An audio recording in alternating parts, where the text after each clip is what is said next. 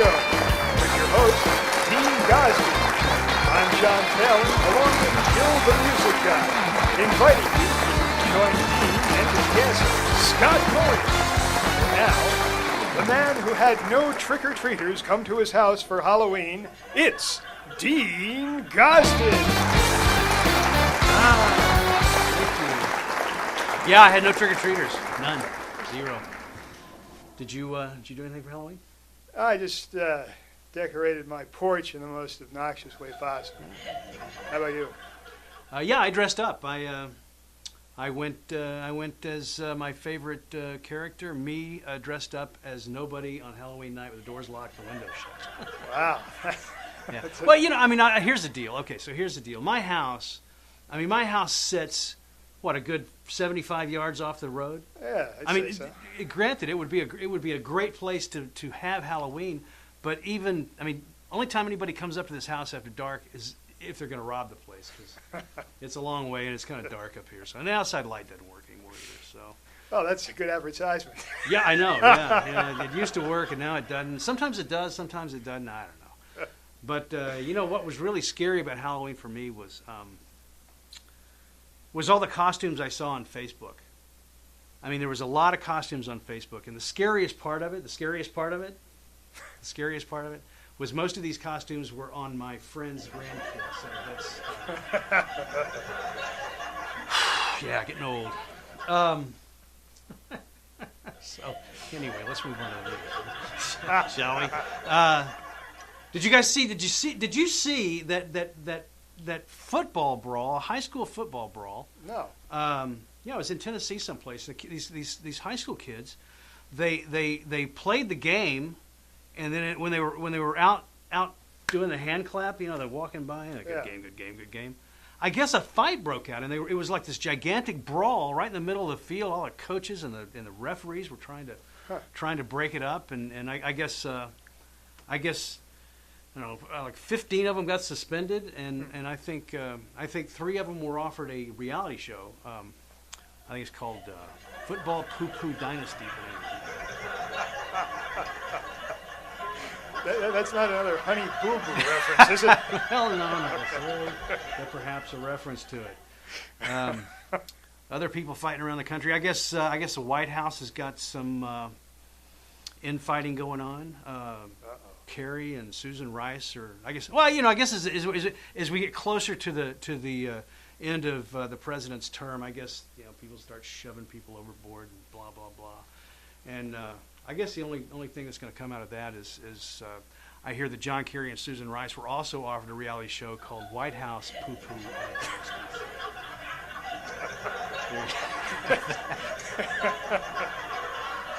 This is what happens when you write a monologue 10 minutes before you go on. So. And then on the entertainment front, I saw Tom Cruise. Tom Cruise is now dating Lindsay Lohan. Huh. Yeah, Lindsay Lohan. She's he's 52. She's 28. Yeah. She said that she thinks that he can revive her career, and he said that she's going to help me relax. So. You read between the lines of it. I'm sure in another 10 years she can put him to sleep. But anyway, whatever. And then what about? Oh yeah, and then Crutcher. Who's the guy on 2.5 Men? Kirsten Chucker, Crocker. Catcher. Kutcher. There you go. Kutcher, whatever. Yeah. Sure. Yeah, I heard he like dissed Charlie Sheen the other day because I guess Charlie wants to try to come back on the show the last season. And he said Charlie anymore just sounds like the adults on a Charlie Brown show, just in the background, wah wah wah. And he said all I can say to Charlie is thanks for the paycheck. And I think Charlie said, yeah, you're welcome, and thanks for killing our show. But anyway, so there you have it. Also in the entertainment, what about? Was it who's the pole vaulter that's starting to look like a girl? Oh yeah, sure. Yeah, Bruce Jenner. Bruce Jenner, yeah. Bruce Jenner. He's got saw him the other day with like pink nails. I don't know if there's a joke there. Anyway, good luck to Bruce on his new adventure. But, anyway, all right. Listen, that's about the end of this deal here. So once again, we go into the annals of monologue excellence. So thanks for coming. We got Scott Murray tonight. Going to be a great show, and stick around, and we'll see you in a little while.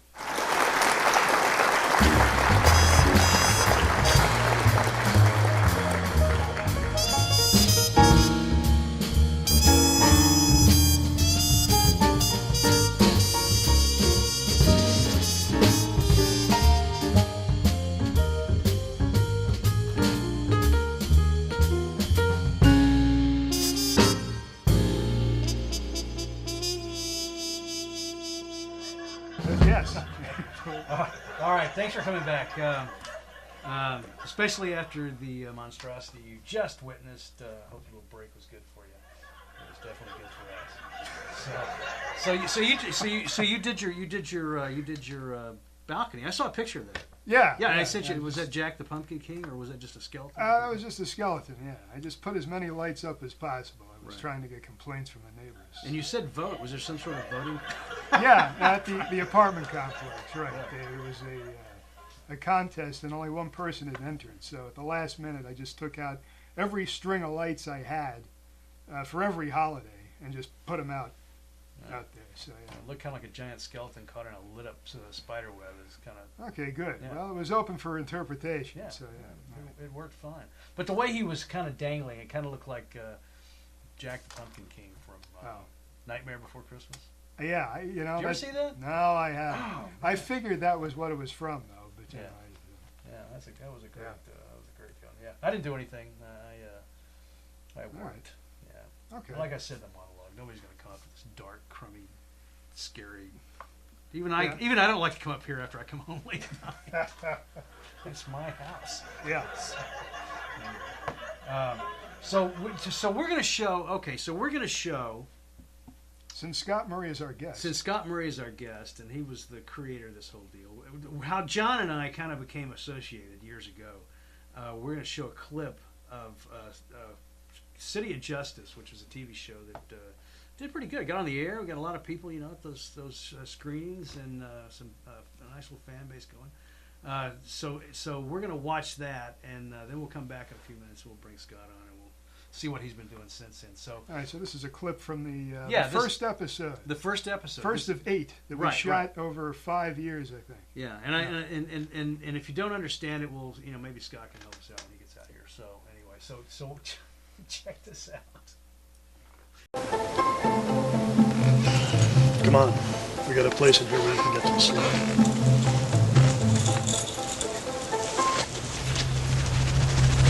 Alex!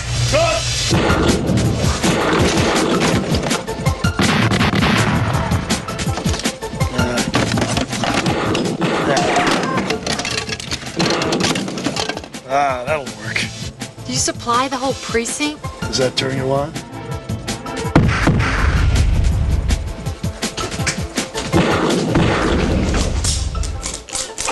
I used all my bullets up on the wall!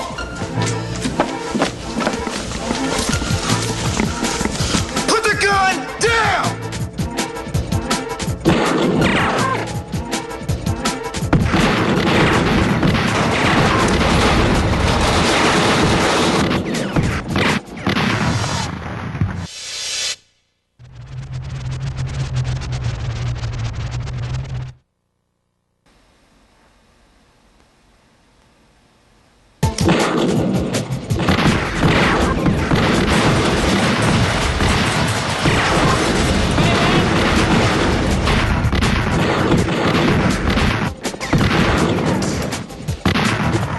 Pick it up! Move away from the desk. On your knees, hands up, slowly.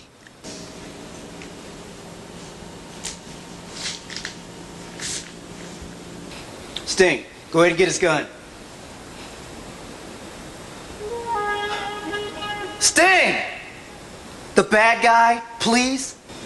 Oh, yeah, right. Good work, Carl. Take him to the interrogation room.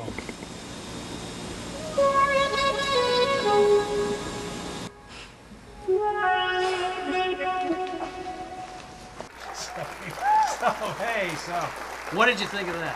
What did I think of it? Well, You look different. just a bit, right? Yeah.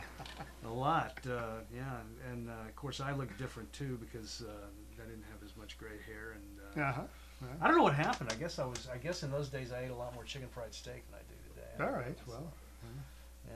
10 years. Yeah. Has it been when? Well, actually, that was longer. That was 13 years ago No kidding. than when I was shot. Yeah, Wow. that was 2001. I was trying to remember how long ago that was. 2001, 2002, something like that. Yeah. Yeah, because I remember being in that office. Mm-hmm. I remember being in that office. I remember being caught in traffic on the way to that office. Oh yeah. That was the most significant memory I have about that. Yeah. All the guns. All right. Well, anyway, that's what we did. That's how we got together. That's how we became acquaintances years ago, back when we were young and Optimistic optimistic about our show business careers. Right, exactly. and now we've been reduced to this. So anyway, all right. Listen, we're gonna take another break. We'll be back with Scott Murray here in just a few minutes. So come on back.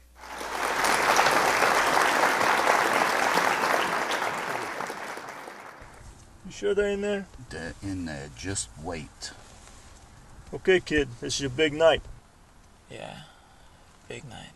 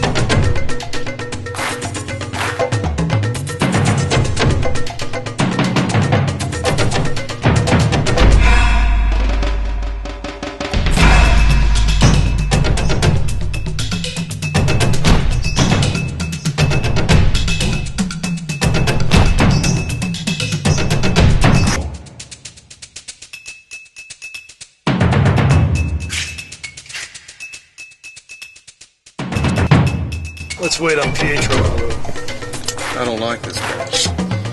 Cops ain't supposed to act like this.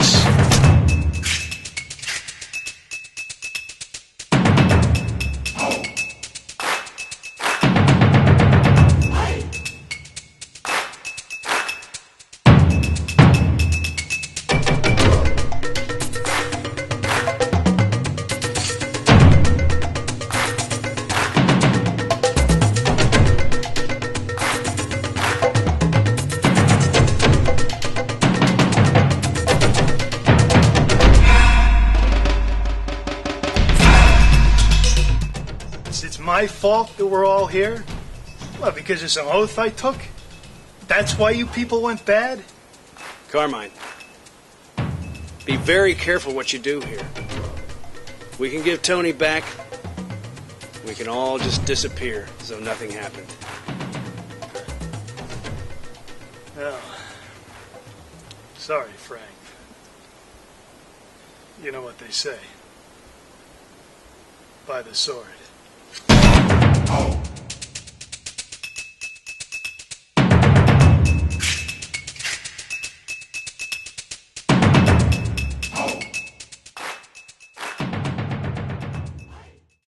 All right. Well, thanks for coming back. And I mean that. All right. My first guest for the show, my only guest, I guess, actually, we met, I don't know, 10 years ago doing a little show, City of Justice, that you just saw a clip from a while ago. And since then, he's gone into podcasting and I guess more like a radio thing, I guess. So right now, he's the lead guy on a podcast called Assembly of Geeks. Please welcome Scott Murray.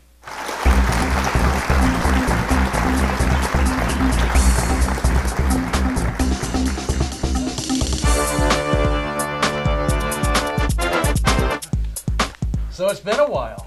It has. Yeah, how you been? Pretty good. Yeah. I'm keeping busy, as I see you are. And, trying to. Glad to see that everybody is still here and doing stuff. Yeah, we're all still around. It's kind of a small community when you think about it. It is, but a very important one. Right, exactly.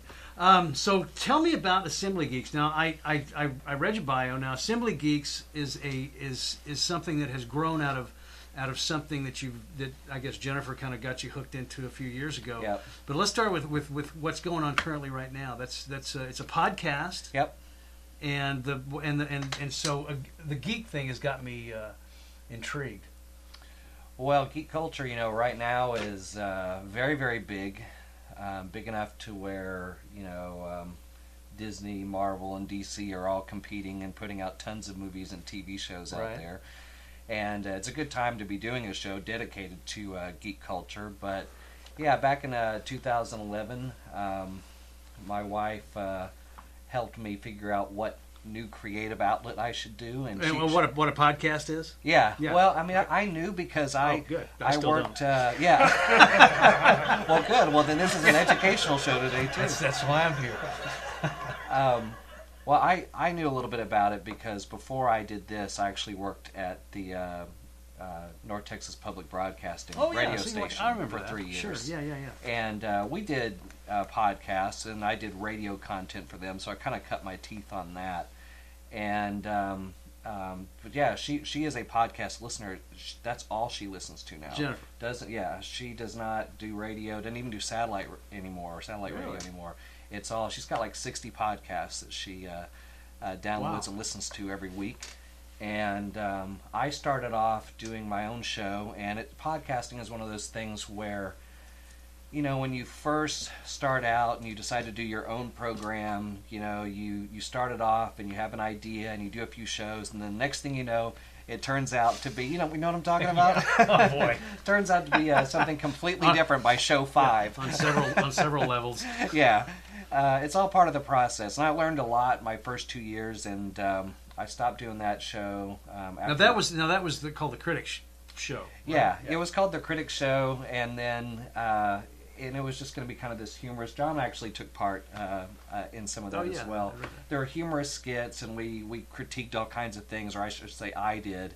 And then after a while, I started adding more voices. But the big thing about it was I started to get celebrity guests on, and that was always part of the plan. But I was a little podcast show, so I didn't really know what the odds are if I was going to get one every 6 months or whatever, and I ended up getting a lot. And then next thing I know, the Critics Show was not the best title for that show anymore because that would actually scare guests off. So I ended up having to change the name a year in, and it became a completely different show. Well, the Critics Show now was that originally was that what it was designed to do? Was to like your own version of Siskel and Ebert kind of a thing with movies and things, or? I suppose. I mean, I think what happened was when I worked for public radio, we were very driven on doing things for the listeners, right? And getting as many opinions on certain shows as possible. Right. And I wanted to do a show like that, where I could invite people to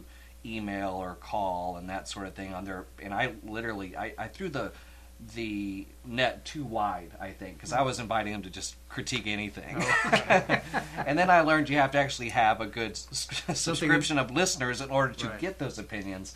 So I kind of put the cart before the horse, but then as time went along, it kind of narrowed into its own thing, and I learned a lot along the way, and I know a lot more now than I did 3 years ago. Right, and so like I just sadly admitted, I don't know what a podcast is. So is a podcast sort of like a non-visual version of what we're doing right now? I mean, is it on YouTube? I mean, where do you find? Is it a website, or is it just open to? I mean, I have no idea.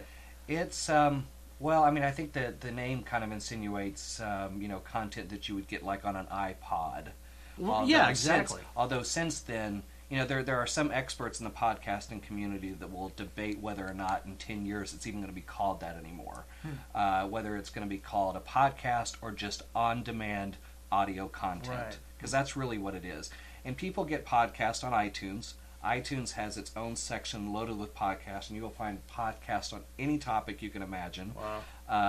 All different types of people doing all different types of shows with all different types of audio quality and production quality. We've been down that road a few times too. But it's gone into other places like Stitcher Radio and Podcast Land. There's places, even Xbox Marketplace has a place for podcasts. And here in the next couple of years, in fact, there's going to be, I can't remember which models, but there's going to be a line of cars that are going to have something in your dash, very much like a GPS, that's for podcasts, where you can find everything you're looking for right there on your dash and listen to podcasts, that on-demand audio content in your car, on your dash, without you having to take your device, your iPad or your iPhone, and stream it through your Bluetooth. You can actually have control of it right there on your dash. That's how big podcasts are getting. I guess, but everything you've just been talking about, I understood about a tenth of it. Because I start. Yeah, because I still, like for us with this show, we're on YouTube. You have to go find us, blah blah blah. Podcast is like radio. Now I know, kind of, right? Yes, very much so. That's kind of the general idea. It's like a radio show, and it's free. Right. Most of the shows you can get, on the. And that's why I kind of framed it in that manner when I introduced you was, but where does, is there? I guess because of radio, I just go to my channel, I turn it on, and there it is, or I punch the button. Right. From 1953. Okay, I want to hit that button and that button and that button. So I guess podcasting, and I guess this is where I'm not getting it. Podcasting is sort of the same thing. Only got to go through like a clearinghouse that has all these podcasts in it, kind of a thing. Is that because you said iTunes? So I know as much. The only thing I know about iTunes is my password, so I can upgrade my stuff on my phone. Yeah. But if someone, and I'm sorry to interrupt you, I just have no idea what if someone wants to find your podcast, do they go on iTunes and do a search for Scott Murray, or they have to know you, or how do they find you? How does that work? Well, there's a couple of ways. If someone's interested in finding Assembly of Geeks after listening to or watching us talk, you could go to iTunes, type in Assembly of Geeks, and it'll take you right there. Oh, okay. But there is a whole lot of marketing strategies that are involved in getting your podcast out there. Through social media, especially Facebook, Google Plus, and Twitter, probably the three most powerful places to market it. And then there's other strategies that podcasters use to grow their audience. A lot of times, it's cross promotion. Well, you do a geek podcast, I invite you on my show, right? And then you're going to tell all your listeners you're on my show, and then vice versa, that sort of thing. Sure. So, okay. Yeah. So it's tough. It is really tough to build an audience, but if the key is if you are able to put a show out on the same day regularly, then you're liable to get subscribers because they can count on you to be there for them every Tuesday. Right. It's just like I used to work for an audio content company back in 2001, where people would call 800 numbers to get their horoscopes and whatnot. And if our systems were down, we'd get calls, people freaking out that their horoscopes were not available. So it's the same principle. What do I do today? Yeah, what's going to happen to me? So it's the same principle. As long as people can count on you to have a show for them when they re-up their subscriptions their next week, then that's the key to build. And so having the show at the same time on the same day or the same day of the week or whatever, that drives your. So it's not like this where people can watch this show 2 minutes after we post it, or they can watch it in 10 years down the road at their leisure. Or no, you can't. For you people in New England leisure. But anyway, is that? But can they do the same thing with you? Yeah, it's. Once it's posted, once it goes live, it's there to stay. It's archived. All of those interviews I did on Beyond the Screen /Critic Show are still up on the internet right now, still on iTunes, still on the website. What you end up doing is you end up going to a podcast hosting service like Libsyn, and they give you a feed. They actually host it, and they give you a feed, and then you submit that feed to all different places like iTunes and Stitcher. So every time you upload a new show to Libsyn, it goes to all those places your feed has been sent. So they just go to all those places. Yeah, That's interesting because I just, like I said, podcast. I just never understood how podcast work. I don't even know how this works. Well, one of the things. Exactly. Well, maybe it's better that way. That's what I said. I wish we'd have some people just come here and do it, and I could just sit around and go, so anyway, just draw pictures because it just all this technical stuff just it's interesting to me, but I can't grasp it. I guess because I come from the old days where you just turn on the TV and it was either on Tuesday night at 8:00 or it wasn't. And well, it's interesting because that's why that was why it was interesting to me. You said the same time, same day, same draws an audience, and in podcasting and on YouTube, it seems like it's just more like whenever you can get it up there and people find it or people look. Well, people do that too. It's just if you're literally looking to build an audience, having that same day, same time every week is going to be your best bet. Right. The first show I did twice a month, the 15th and the end of the month, which was fine, but I mean, you're going to land on different days on the 15th and 30th every month. And I wasn't really sure I could do every week, but I've done Assembly of Geeks now once on Tuesday every week for the past year. Wow. So, people can count on that. And the thing is what ends up happening is you subscribe on iTunes. So that means if you say, I want to subscribe to this, then every time a new show goes live, it automatically goes into your folder without you having to go back to Assembly of Geeks, find the new show, and grab it. Right. And that's what my wife does the end of every week. She goes in and downloads everything for the week and takes it with her, and she listens in the car, when she's working around the house, when she's working out. Definitely on commutes. That is one of the places that people listen to podcasts, is on their commutes and when they're at the gym. We can't afford that audience. We also need yes, I'm a lawyer for. They were watching the show. They were on 287, and. But part of the appeal of it is very similar to what satellite radio used to be able to offer you. Because my wife actually went from no commercials? Radio, yes, to satellite, and then now podcast. Because the big thing about satellite when it first came out was, there's no DJs and there's no ads. Well, so much for that. Right. I think that was the same thing behind cable too. So, and you'll hear occasionally a spot on a podcast, but usually it's 15-30 seconds long at the beginning or end, or they might say something like, this next segment's been brought to you by this product. Yeah, some of the bigger names have sponsors, like Adam Carolla. Yeah, Carolla, Mark Maron. Yes. Yeah. Interesting. Yeah, you can make a living if you get a gigantic audience and sponsorship. Yeah, so it just doesn't happen overnight unless you're Adam Carolla. Yeah, sure. Yeah, we found that out too. Interesting. So I was looking at your list of people you've talked to here, and one of the ones that popped out in my head, just because I'm such a huge fan of that movie, was James Tolkien. Mm-hmm. Yeah. Didn't that guy ever have hair? Yeah, right. Yeah. How'd you find that guy? I mean, how'd you find some of these people Well, most of those interviews that I shared with you were when I was doing the Critic Show and Beyond the Screens, which basically became an entertainment talk show and an interview show. And it was around the time that James Tolkien came on that I started to realize I was getting a track record, because it was all about, I just didn't know what my odds were of actually getting, known people on. When I was working at a big radio station, well, then all I had to say was, hey, I work for this radio station. And you say public radio, and it usually helps you even more sometimes. Right. But now it's just me and my little show. Say my little show. So, but the key to that is I took things that I learned from radio and applied them to my program. I knew how to write a letter to a publicist asking for an interview. I knew what the publicist is going to want in that letter, as far as how the interview is going to be conducted, what you're going to talk about, can they promote anything. I knew how to make those letters, and then I went and did things to make my show look bigger than what it really was. Like I got an 800 number. I paid for an 800 number to be my toll-free guest line. You're filming in your living room. Yeah, well,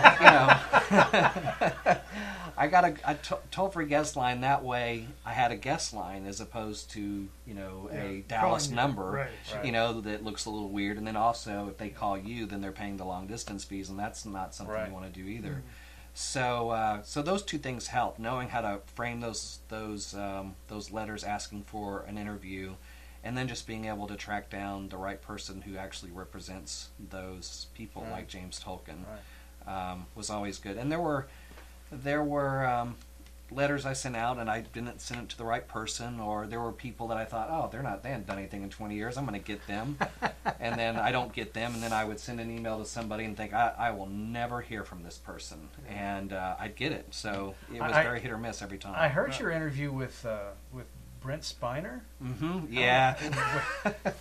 Brent's known for just messing with the interviewer. Yeah, it sounded like. Yeah, that's all he does. It's pretty amusing. You can't take it seriously. He does it to everybody. Where'd you find that guy?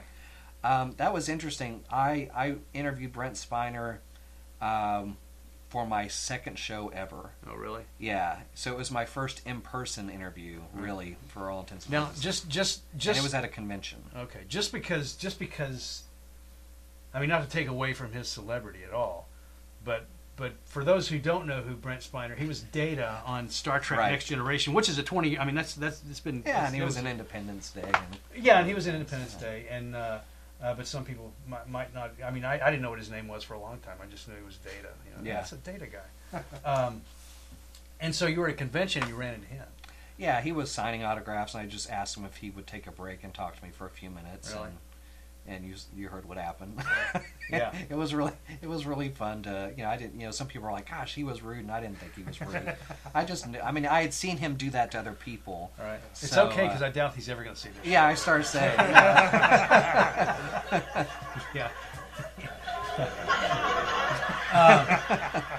Anyway, so I see you start out with Laura Park Lincoln, and she's a local person, and James Hampton, he's a local guy. Yeah, they're both friends. And then, so James Tolkien and Efren Ramirez, how did you? Those are, I mean, I have to admit that I didn't. Just from hearing people, I mean that whole thing that made the headline, or everybody started saying it back when it came out. The Napoleon Dynamite, he played Pedro in that show, and I looked him up. He's got a twin brother who is he does. And what's interesting is John Heater. He's got a twin brother. Both those guys have twin brothers. Yeah. It's kind of funny. But he was Pedro, and so how did you find? I mean, he same thing. I mean, it helps sometimes. I mean, sometimes I have to do a lot of work. Sometimes I have to get creative when I need to track somebody down, especially if they, if it's not easy to find their publicist or their agent. But what's helpful is I think Efren had a website, and sometimes when actors have a website, there'll be a contact, and they'll have their publicist listed, email address, phone. And I just emailed his publicist, and she called me back and set it up, and we were good. At the time, Fox was rolling out the animated series of Napoleon Dynamite, so it's very short-lived animated series of Napoleon Dynamite. So we talked about that. But it was really interesting listening to him talk about how that came about, because those are always fascinating stories. Because it was a low-budget movie that just blew up and had this cult following. And he said that he had a choice at that moment. He either could do Napoleon Dynamite or The Alamo. Wow. And, The Alamo was going to be this big budget thing. Sure, right. And he was just going to be a dead Mexican guy. Probably not near the character he was getting to be in Napoleon Dynamite, but wow, I mean, talk about making the right decision, because how easy it would have been to go to the the big budget one. That should have been a surefire success. Yeah. Interesting. Wow, that's funny. And that's the thing, sometimes you get a chance to talk to these people and you find out. I mean, like with Jim Tolkien, one of my favorite things about the interview with him was, he's got that infamous line in Top Gun where he says, son, your ego's writing checks your body can't cash. Right. And that's like one of his big lines from Top Gun. And he said what ended up happening was they actually went to Miramar back when Top Gun was there. And he talked to the fleet commanders, which he was going to play. He goes, all right, so when these guys screw up, what do you say to them? And this guy goes, man, let me tell you, I just had this, hot shot pilot that darn near made a huge mistake. And I just got in his face and I said, son, your ego's writing checks your body can't cash. You're going to fly yourself right into a box. And Jim said he walked up to the director and said, can I say this? And the director said, you can say the first part, but not that whole drive yourself into a box thing.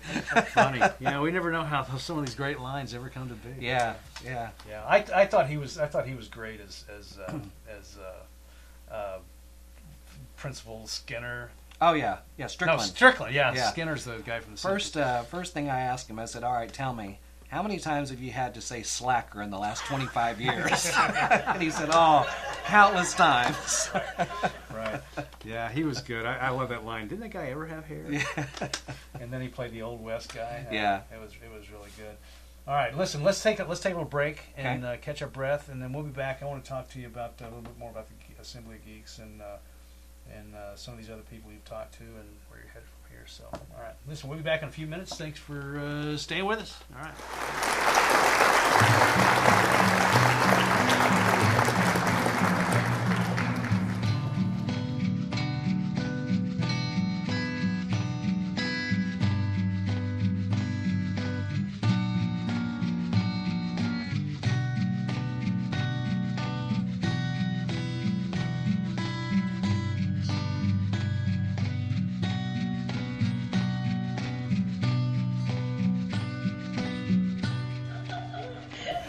Do we know exactly what we're doing? Yeah. All right.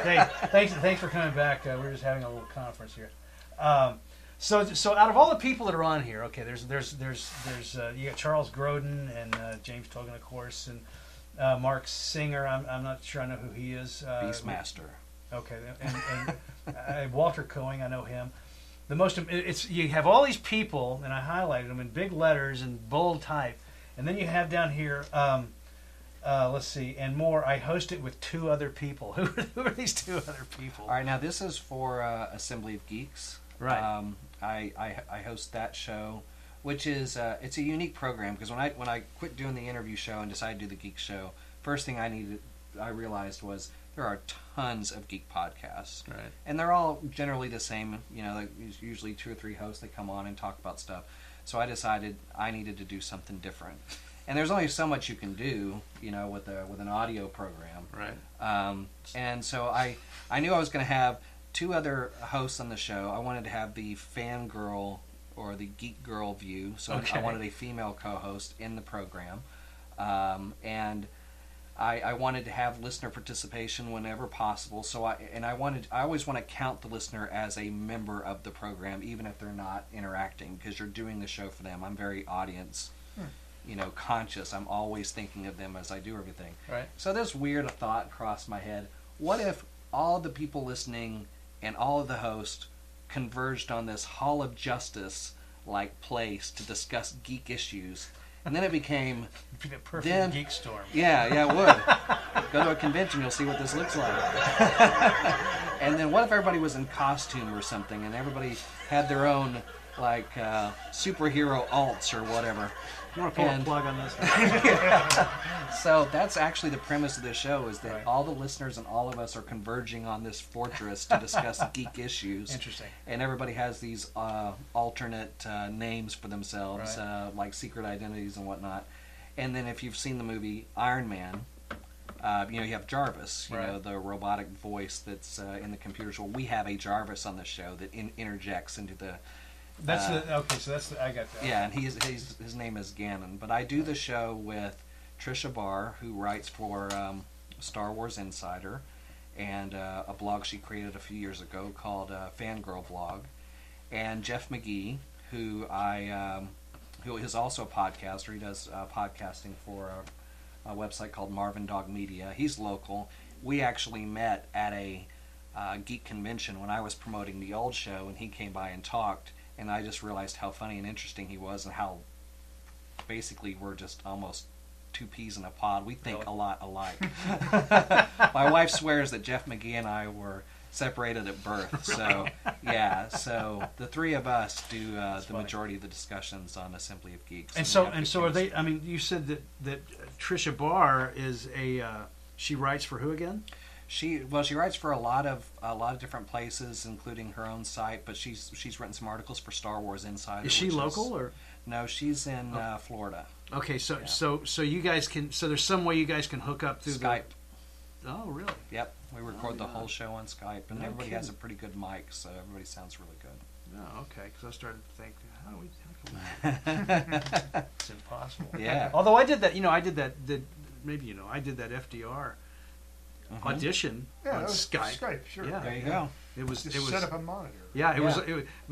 It was almost the same discussion we had about podcast on how to get the thing going, and finally the producer said, "I don't know anything about Skype either, man." He said, "I can't help you. Just set do it up." something. Yeah, well, I couldn't get it set up. See, and here's the deal. Here's what happened was that I just bought a new computer that had Windows 8, and so I was used to the old desktop look kind of thing. And when you download something, it comes up right in the middle of the screen. Install or whatever it says. Right, yeah. Yeah, well, new 8, I mean, it had it down here in the corner off to the left, kind of hidden behind some crap. And I'm going, I don't know, I just did what it said to do. And Right. And finally, while I'm talking to him on the phone, I said, oh, it says install right here. And I clicked on it, and then, of course, there was kind of like that thing out of Collaboration. yeah, it was that thing out of Back to the Future where he goes, no, and he hits his head and the car starts kind of a thing. So it all worked out. So Skype, well, that's kind of interesting, yeah. And so, just all of you get together once a week and knock this thing out, huh? Yep. And then you can imagine all the things I just described in the show. It's very production heavy, lots of music and sound effects and stuff. So once I record it, I spend a good amount of time editing and making it sound as good as possible, and then get it up Tuesday nights. So podcasts are not live like radio live. They can be. There are certain shows that do choose to do the live thing. Sometimes they'll not only do live, they'll do something. I think there's a website called Blog Talk Radio. Some people run their podcast live through that. Other people will incorporate Google Hangouts and things like that into their shows. Or some people will actually incorporate video and literally video themselves and all three of the hosts all talking, and they'll record the audio and video portions of it and post both of them. Really? Yeah. I saw on YouTube. There's a button you can click, and you can stream. We can stream this show live. Mm-hmm. And I thought about it for about 2 seconds, and then I remember that commercial where the guys were all sitting around talking about stuff and going, well, we can do this, we can do this, we can do this, and all of a sudden they all stop, and it shows the guy with a jet suit taking off and getting caught up in the wires and stuff. And they come and go, now why don't we try this instead? Right. Yeah. That would be good TV, though. yeah, it would be, yeah. Well, that's interesting. And so you edit, so editing, and then you post it on iTunes, and I upload it to Libsyn, which hosts the show, and then it sends it out to everywhere that I've told it to go. Oh, so Libsyn's is okay. That's something I heard. Yeah. Okay. Yeah, they host it. It's just like getting hosting for your website. This is for your podcast, and they give you a feed. And anytime you submit your show to start posting on another site, you just give them that URL, and every time Libsyn makes it go live, then it goes to iTunes and everywhere else you're at. So you've been doing this for 3 years. So when did City of Justice drop off when did we stop doing that? I think it was after John and I did 2005 or 2006. Do you Yeah. remember what year it was exactly? Yeah, because I worked with John on a romantic comedy called Studs, Duds, and Oh, Pickup that's Lines. right. Yeah. And that was in 2004, so it was right around that must time. have been 2005. Was like Yeah, the, I would say so. The final premiere of our final episode. Yeah. Okay, and then you did Studs, Duds, and Pickup Lines. Pickup Lines, and I saw that. Yeah, I was very proud of that. Yeah. I thought that movie well, turned yeah, out really good. and where I was going with this question was, I'd forgotten about that until just now. But from then, when was the end of that? When did that stop? That was almost around the same time, wasn't it? The movie? Yeah. Yeah, the movie came out in 2004.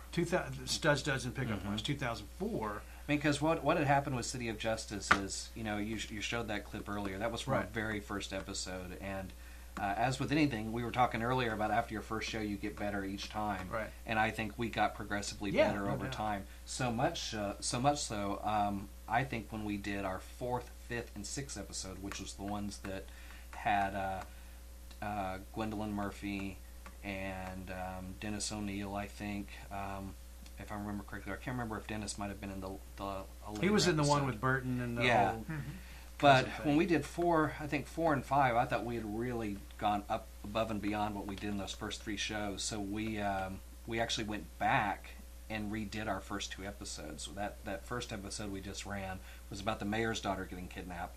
We redid that knowing all the stuff we knew then, Right, and right, okay, improved sure. upon it. And then we did the Jake Burns episode with Tom Young. Redid that one, and I think that was the last one we did. Was the Jake Well, the Burns reason one. I That was ask, so the reason I ask is I was wondering, that was 2005 to 3 years ago was 2011 or something. What were you doing? Did you do any more movies, or were you just? You know, I actually I guess that was where you're getting your idea for the podcast. I think that's when I started to learn, although I learned it the hard way twice. You know, as you guys know, when we were doing that, I mean, I was doing all that stuff behind the scenes. Right, sure. You know, and and back then, to get started, kind of get my feet wet, kind of establish something, that's what I had to do. I mean, it was, you know, it's just like anything else. You say you're going to, you know, there's a lot of people who say they're going to produce something, Sure. and they never get around to it. Sure. So it was willing, you know, I was willing to put in that effort. And then I come to find out later, as I tried to do projects again, it was just, you know, life had changed so much. It was difficult for me. Right. To do the writing, casting, locations, directing, shooting, editing, and then figuring out what On to no do with budget. it. Yeah, on no budget. On no $0. budget. Right. And While you have a 9-to-5 job. Right. Yeah. Right. And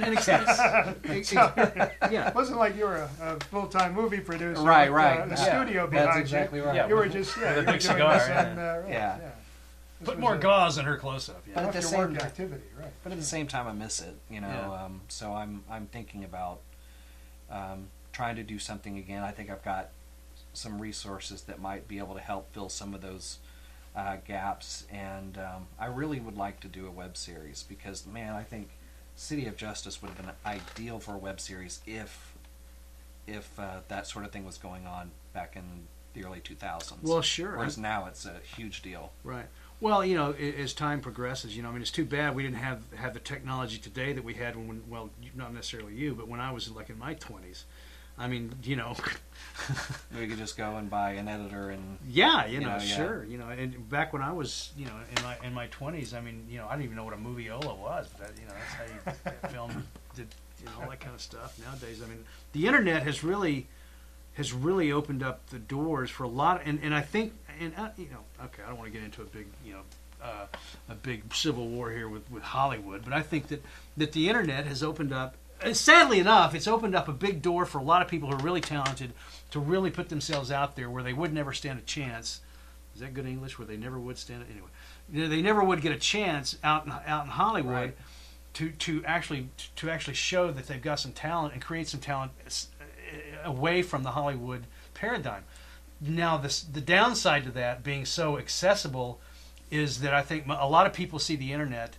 And the first thing they think is, oh, it's just full of crap. People getting hit in the balls with wiffle balls that their kids hit with a golf club. Cat videos. Yeah, cat videos and things like that. So they don't go to the internet to see quality programming, and somehow that's got to change. But I think the internet, I think that's one good thing the internet has done, and so that's why web series have blown up, because I've looked, and there's some really good ones, but then there's some really crappy ones too. Yeah, well. That's why. And the bad thing is, sorry to interrupt, the bad thing is, that unlike the paradigm, Hollywood's paradigm, the really crappy ones can just still stay on there. Right. It's not like there's somebody at YouTube going, you know, that one sucks, cancel. Right. And they're done, they're out of there. Thank God for us. Well, I mean, what's happening? I mean, the reason why podcasts and web series are doing so well is people are seeking alternative places to get content. Sure. And if they don't like what's on the main networks, they don't like what's on cable, they can go to the internet. Not just always YouTube, but also, you know, the reason why even the big geek conglomerates, comic conglomerates like DC and Marvel they're creating programs and other shows on Netflix. There's a new comic series coming to the PlayStation Network this year. There's a PlayStation Network. Yeah. I mean, well, and you look. I was not familiar with that. Yeah. I mean, well, I mean, and even Pinterest has a show, you know, now, you know, and with a host and everything, right? And I mean, you take like The Guild. You're familiar with the web. There's a web series called The Guild. It was done, and it's still going, and it was created by Felicia Day, who it was already, I think, somewhat of an established actress to begin with, but she decided to do this really kind of funny, very short web series with a group of friends, kind of parodying the lives of online gamers. And the brilliance of part of it is it does a good job kind of poking fun at that while being completely real about it. She also had a very big target audience, people who play World of Warcraft and all those online games. So when word spread among that community, you've got to check this show out, it blew up. And now I believe Microsoft owns it, and you can only get it through Microsoft and Xbox and whatnot. And those sorts of things can happen if you figure out a way to grow it. I think, John. I think what we really need to think about is the old term, a whip and buggy man in a jet age.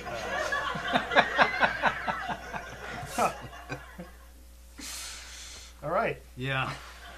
Where's our target audience? I don't know. Is it nursing homes? Yeah. I think so, yeah.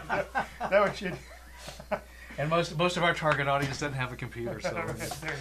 we're just lost. But well, that's interesting. That's very interesting. So you're thinking about reviving the City of Justice, huh? Yeah, I'm toying with the idea of bringing City of Justice back. The thing that's fascinating to me is when I think about what we are attempting to do with the show, I'm really amazed, especially with how many TV shows and films are still popular that were made in the 80s, how they're rebooting them, remaking them, and all that sort of thing.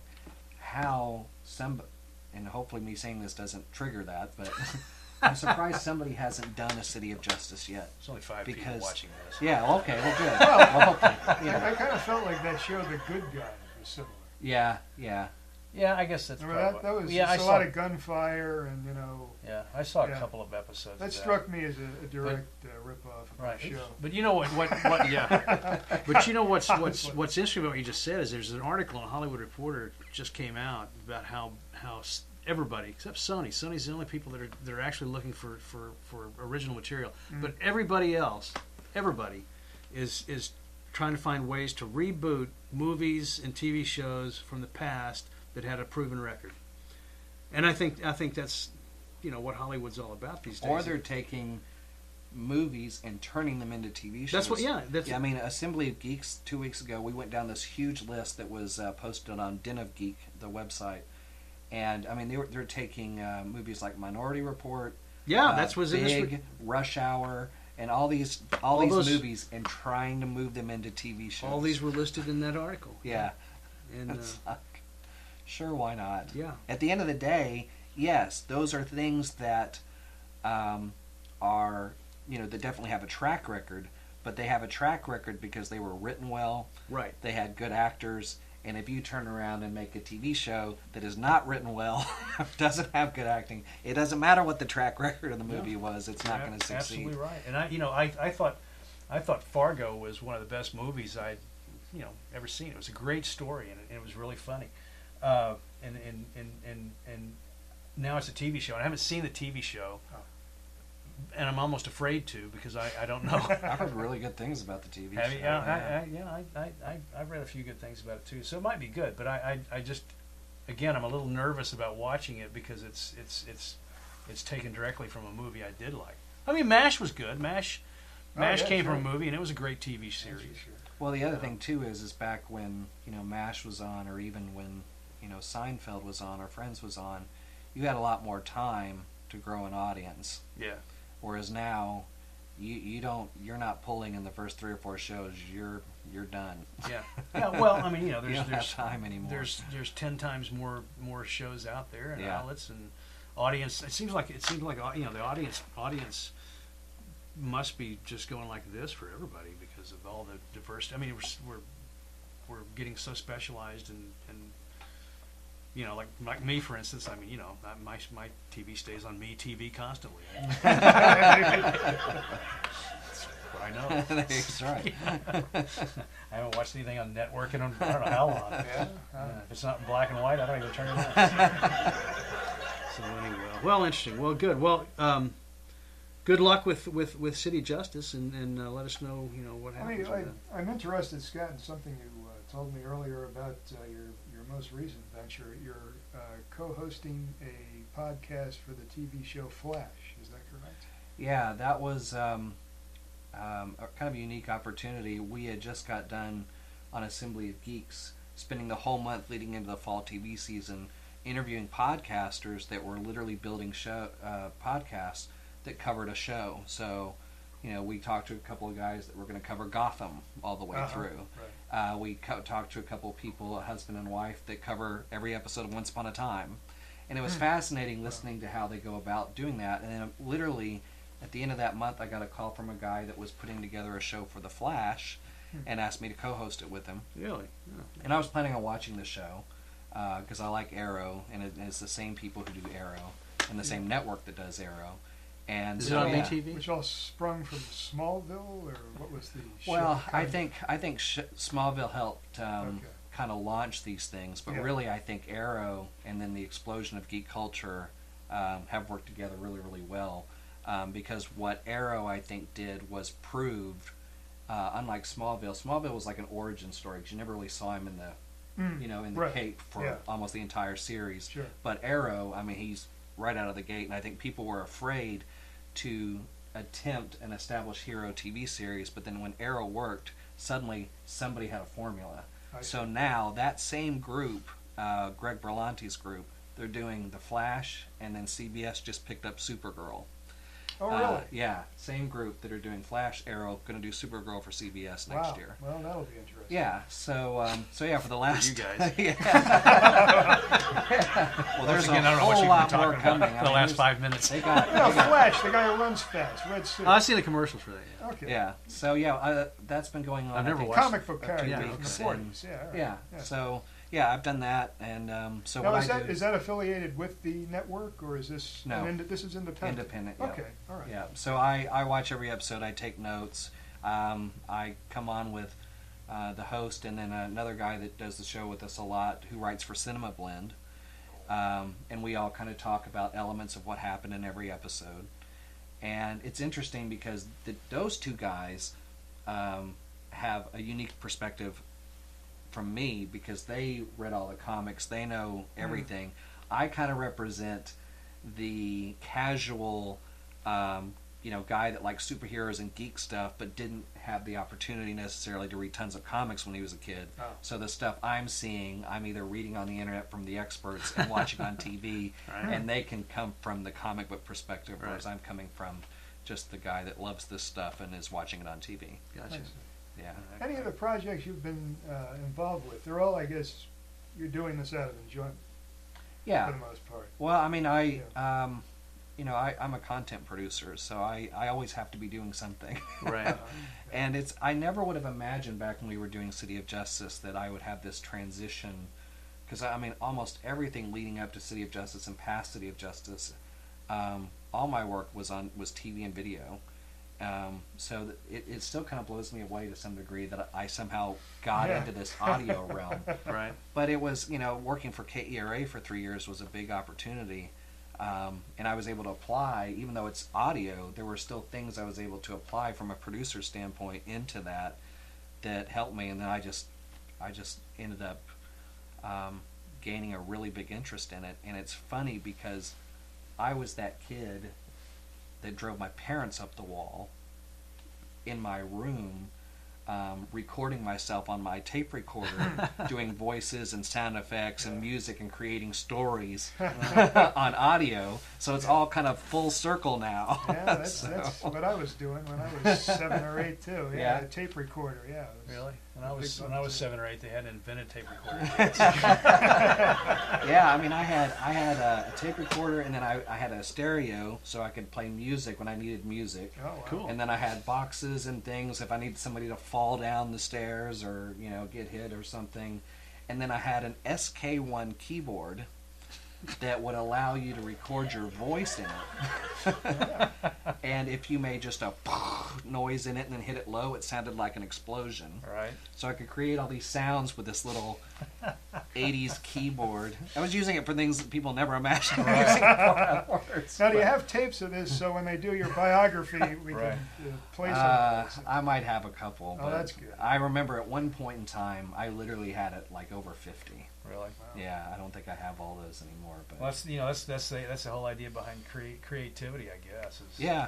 I mean, I remember seeing I don't know if it was a documentary or if it was the movie about making the radio show, or the movie of the radio show being produced with the War of the Worlds, and oh yeah, and when they got ready to do the opening of the spacecraft, some guy took an empty mason jar and went and stuck it down in the toilet and turned the jar, and it squeaked with the echoes, and it sounded. That's awesome. Yeah, it was cool. It was really kind of neat the way they did that, and so yeah, that's half the fun of doing this kind of stuff. Well, even look at how people like Ben Burt came up with ways to make sounds for Star Wars in 1977. Yeah. How he came up with ways to make the lightsaber sounds and the blaster sounds. I mean, what was it? One of them was like taking a wrench and hitting it against like some sort of cord off a phone pole, or a telephone pole or something, and it, you know, stuff like that. It's That's fascinating, funny. those guys. Yeah. Well, good. Well, we're excited you're here. We're excited excited to hear about what happens with City of Justice, and is there now for people like me, if I wanted to listen to your podcast, what would I do? Well, it's interesting. I always tell people it's on iTunes and Stitcher, but the nice thing about it is assemblyofgeeks.com. Okay. There is a website, and you can literally, I put players up for every single show. Right. So you don't want to bother with iTunes. I mean, the advantages of things like iTunes is a subscription, so you just Right. constantly get it, or Stitcher is also a subscription thing. Okay. But, I mean, like, I look at my statistics regularly, and Libsyn will break them down as to where the traffic's coming from, how people are listening. And the thing is people, like I said, people will listen to these things directly from their devices, and that doesn't always mean it's through iTunes. So I have like these two statistics one time that said iTunes and Apple Core. And I thought, okay, what's What's the difference? What's the difference? Yeah. The difference is, because those are two of my dominant places. Yeah. iTunes is iTunes. Right. Apple Core is someone on an iPhone streaming the episode from my website. Oh, really? So they've opened up the website on their iPad Right. or on their iPhone, and they've hit play, and it's just running through their phone. So how many listeners do you have right now? Do you know? We are still very much a young show. So right now, per month, we get about 1,300 downloads a month that's right good. now. Mm-hmm. And I've seen an uptick from the end of our first season. We don't really label them seasons, but we've grown a lot just in the last couple of months. Right. So as long as I keep seeing, an Right, uptick, that's we'll continue encouraging, going. sure. Yeah, because as with anything online, whether it be blogs or any kind of content, 9 times out of 10, it's a marathon, not a sprint. Right. Oh, yeah. And that's why so many people, after a while, whether it be a blog or a podcast, kind of give up because it just takes a lot of time. Right. to Well, build and a that's big that was audience. the approach we had when we started this thing. Is we're just doing this for ourselves. We're not really. I just like Entertain listening to people yourself? talk. Yeah. Actually, this is a lot easier than like tracking you down and saying, "So what you been up to?" That would only lead to like a 5-minute conversation. Here I can get everything I want to know out of you. There you go. Yeah. It's, So and on Facebook, if you don't mind people friending you on Facebook, they might see this, so they can keep up with you and what's going on. Yeah, I mean, I'm searchable on Facebook. Although, pretty much, I think a lot of people that are watching are probably already connected on Facebook. Probably. A lot of that. We're hoping maybe there's 2 Yeah. or 3 out there that are coming along, going, "Hey, what's this?" Yeah. Never heard of it before. Going, "Oh, we're going to come back and watch their next one." cross promotion. Yeah, if they do a There you next go. one. Right. Exactly. Well, anyway, if you want to keep up with Scott, find him on Facebook, Scott Murray, and friend him. I'm on Twitter too. And on Twitter.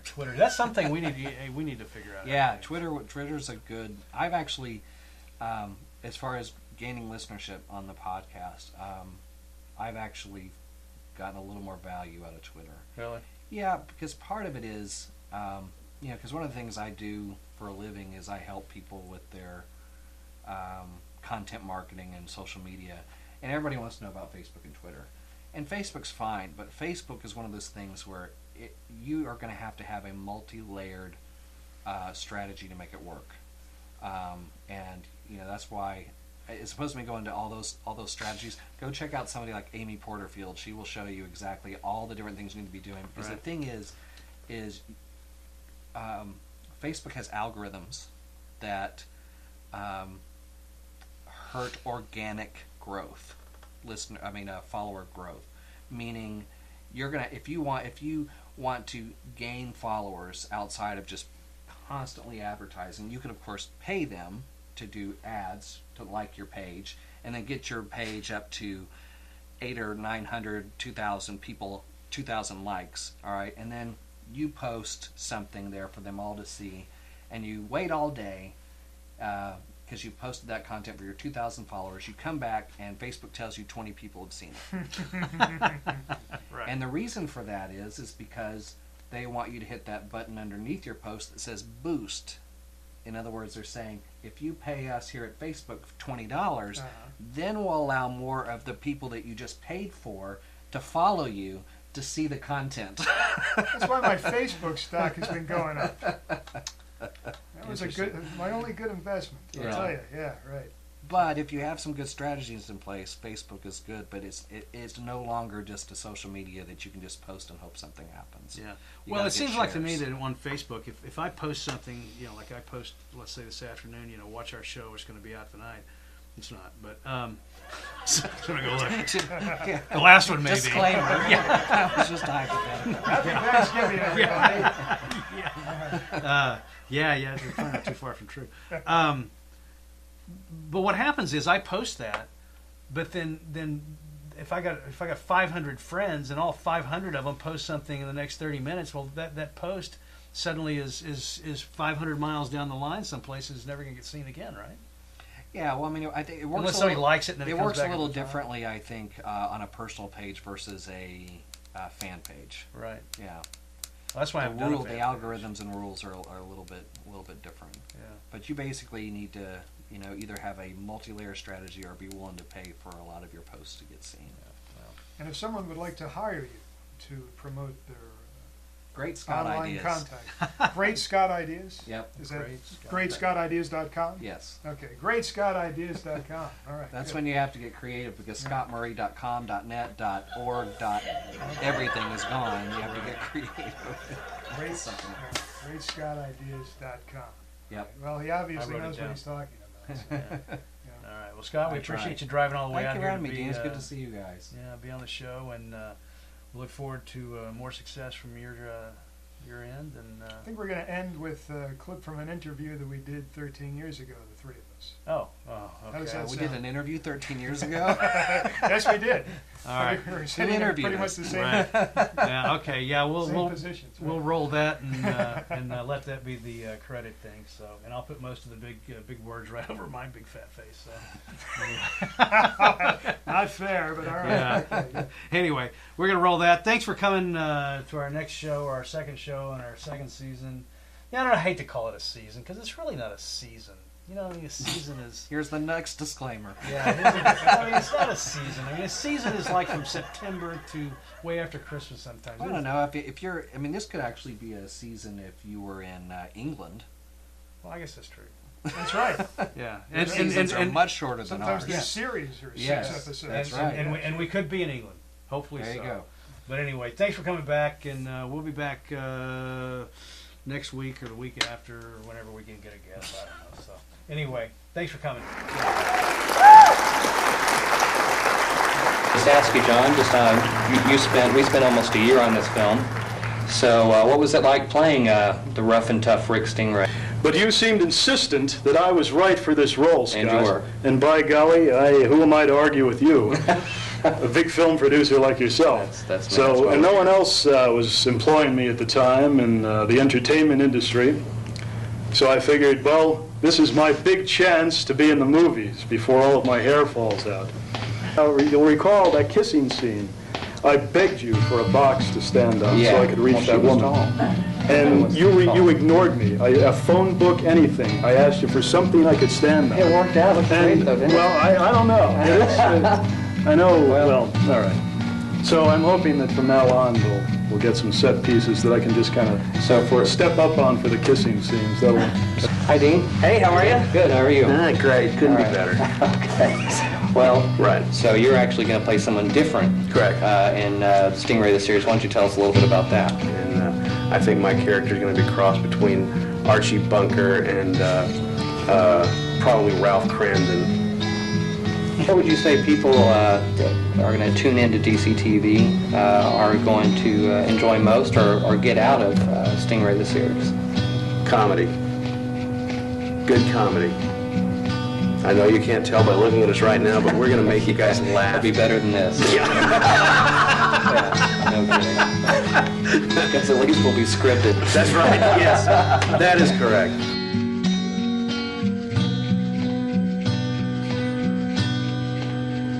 Yeah, love, this has got it right.